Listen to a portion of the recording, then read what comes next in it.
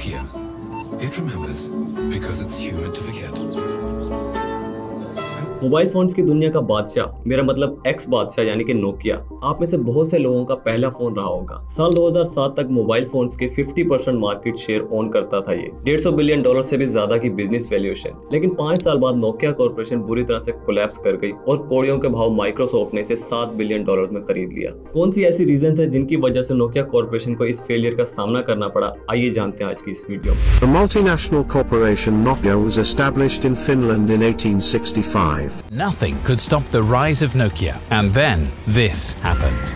And we are calling it iPhone.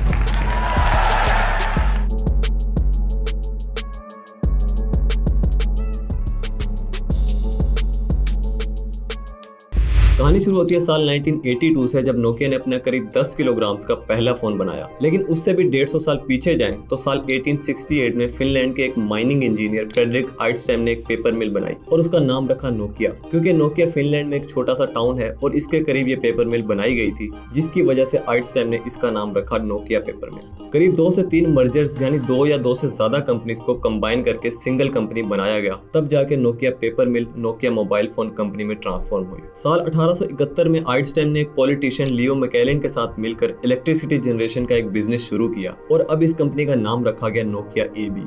First world war के बाद finish rubber works, जो एक रबर कंपनी थी, इसने नोकिया एबी और कैपिलाइट डास नाम की एक केबल कंपनी को खरीदा और तीनों कंपनीज को मर्ज करके नोकिया कॉर्पोरेशन बनाई। इसी के चलते साल 1973 में मोटोरोला ने दुनिया का पहला prototype phone DynaTAC 8000X launch किया, जिसकी प्राइस थी करीब $4000। आज के हिसाब से करीब $11300 बनते हैं ये, यानी जितने में ये एक फोन मिलता था, इतने पैसों में आज 11 एप्पल के iPhone 14 Pro खरीदे जा सकते हैं। खैर, इस फोन के लॉन्च होने के बाद नोकिया ने 1979 में टेलीकम्युनिकेशन इंडस्ट्री में कदम रखने के लिए एक टीवी मेकर कंपनी सेलोरा के साथ जॉइंट वेंचर बनाया मोबिरा OY के नाम से। 1982 में मोबिरा OY ने पहला कार फोन बनाया जिसका नाम रखा मोबिरा सेनेटर। इस फोन का एक बड़ा ड्रॉबैक ये था कि इसका वजन बहुत ज्यादा था, 9.8 किलोग्राम वेट था इसका। सिर्फ कार्स में यूज किया जा सकता था ये फोन, इसे साथ लेकर नहीं चल सकते थे, यानी पॉकेट में कैरी नहीं कर सकते थे। इसके लॉन्च होने के ठीक 2 साल बाद 1984 में नोकिया ने सेलोरा को खरीद कर इसका नाम रखा नोकिया मोबिरा OY और आखिर 1989 में इसका नाम चेंज किया गया और एक्चुअल में यहाँ से शुरुआत हुई नोकिया कॉर्पोरेशन की।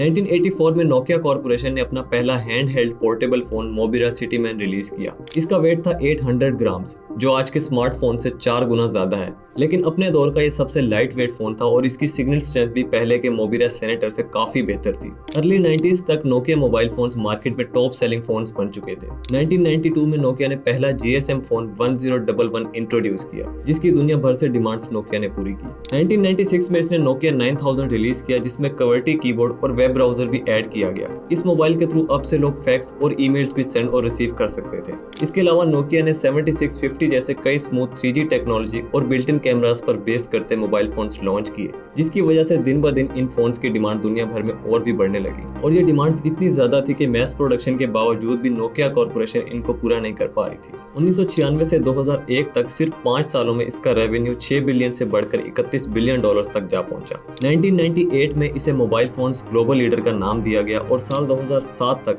ये 50% मार्केट शेयर के साथ डोमिनेट करता रहा। लेकिन फिर अचानक से 2007 के बाद नोकिया की सेल्स आहिस्ता आहिस्ता गिरने लगी और करीब 6 साल के अंदर 2013 तक कंपनी बैंकक्रप्ट हो चुकी थी। यहाँ सवाल ये उठता है कि global leader of mobile phones billions of dollars revenue generate करने वाली कंपनी जो आधी मार्केट को कैप्चर किए हुए थी, आखिर ऐसा क्या हुआ जो 6 सालों के अंदर ये आसमान से सीधा जमीन पर जा पहुंची। इसके पीछे जो सबसे बड़ी वजह देखी गई वो थी रेजिस्टेंस टू चेंज। नोकिया अपने मोबाइल्स में चेंज नहीं लाना चाहता था। साल 2007 में जहां बाकी सब मोबाइल फोन कंपनीज खुद को अपडेट करने के लिए एंड्रॉइड ऑपरेटिंग सिस्टम पर मेहनत कर रही थी, वहीं नोकिया अपने आउटडेटेड सिम्बियन ऑपरेटिंग सिस्टम को 90s से चलाता आ रहा था। वो कहावत तो आपने सुनी ही होगी, if you are not updated you are outdated. Nokia अब तक आउटडेट हो चुका था। 29 जून 2007 को एप्पल ने अपना पहला iOS ऑपरेटिंग सिस्टम रिलीज किया। अगले ही साल सितंबर 2008 में HTC ने पहला एंड्रॉइड स्मार्टफोन लॉन्च किया HTC ड्रीम के नाम से। साल 2007 के बाद से नोकिया कॉर्पोरेशन की सेल्स गिरने लगी, इसकी नेट इनकम घटने लगी, उल्टा लॉस में जाने लगी है। जहां साल 2007 तक ये 7000 मिलियन यूरोस इनकम जनरेट कर रहा था, वहीं 2012 में करीब 3000 मिलियन यूरोस का लॉस बेयर करना पड़ रहा था इसे।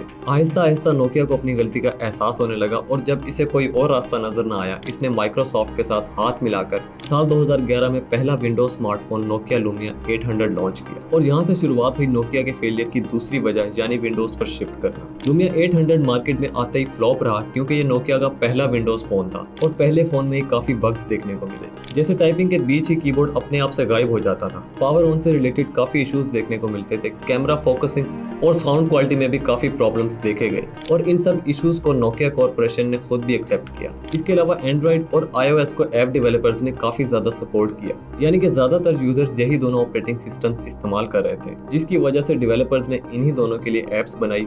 विंडोज फोन पर ज्यादा फोकस नहीं किया इन ऐप डेवलपर्स ने। इंस्टाग्राम और यूट्यूब जैसी बेसिक सोशल मीडिया एप्स तक नहीं थी इन विंडोज फोन में। तो ये देखा जाए तो एक चिकन एग प्रॉब्लम की तरह हो गया था। चिकन एग प्रॉब्लम एक मार्केट प्लेस इशू है जिसमें प्रोडक्ट्स कम होने की वजह से बायर्स मार्केट प्लेस में नहीं आते और सेलर्स इसलिए नहीं आते कि बायर्स बहुत कम होते हैं। विंडोज फोन के केस में भी यही इशू देखने को मिला। लोग नोकिया की वजह से विंडोज स्मार्टफोन लेना तो चाहते थे, लेकिन इसलिए नहीं ले पा रहे थे कि इसके अंदर एप्स कम थी और जो ऐप डेवलपर्स थे वो एप्स नहीं बना रहे थे कि यूजर्स कम थे और इस चीज का सोल्यूशन नोकिया कॉर्पोरेशन कभी ढूंढ नहीं पाई। और यही वो वजह थी कि साल 2011 में विंडोज फोन लॉन्च करने के बाद भी अगले 2 साल नोकिया को करीब 3700 मिलियन यूरोस का भारी नुकसान उठाना पड़ा। नोकिया के फेलियर की आखिरी और सबसे बड़ी रीजन थी इसकी ओवर एस्टिमेशन ऑफ स्ट्रेंथ। साल 2007 तक नोकिया कॉन्फिडेंट था, या यूं कह लें कि ओवर कॉन्फिडेंट था कि ये एक बहुत बड़ा ब्रांड बन चुका है, बाकी कंपनीज जो भी एडवांसमेंट्स कर लें नोकिया के कस्टमर्स को सेटिस्फाई नहीं कर पाएंगी। इसी को देखते एंड्रॉइड और iOS लॉन्च होने के बाद भी नोकिया सिम्बियन ऑपरेटिंग सिस्टम पर स्टक रहा,